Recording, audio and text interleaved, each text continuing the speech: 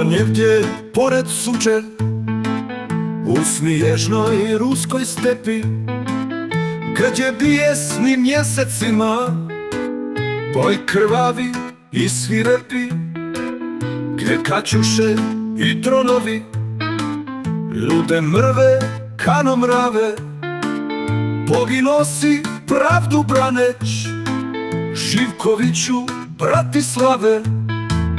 Na dan prvi od godine 2025.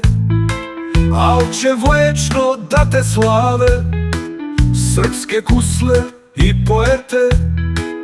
Udar kroma orlovska ti krila slomi u oluji, kroz četničko srce moje zbog tog teška tuga struji. Usred stepe zaleđene, gdje sjeverac grane mrsi, vreli metak il granata, viteške ti tromi prsi, krv iz rana umrljati, dugu bradu, dugu kosu, neka ti je vječna slava, srpska diko i ponosu. Sveci će ti naši mjesto pod rajskijem dati krovom, jer si u smrt hrabro pošao boj tu kući sa Azovom. Pred zapadne plaćenike čvrst si stajo ko stijena, pobjede će ruske sjeme, krv iz tvojih biti vena.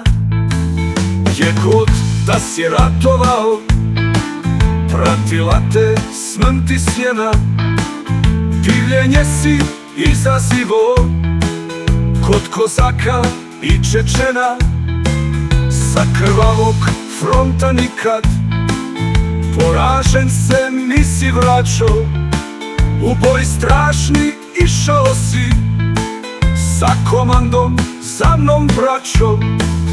Od Donjecka pa do Kurska letio si kano soko, ponosni su na te bili Pavle, Draža i Deroko.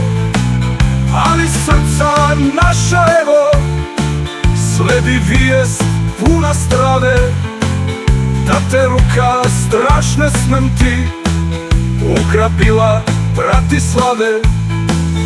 Pod barjakom da si crnim su krštene kosti dvije, hrabro pao na braniku pravde, časti i Rusije. U jurišu krvavome ko srpski si vite strada, pa sad gore u nebesa kraj Šipčića sjediš vlada.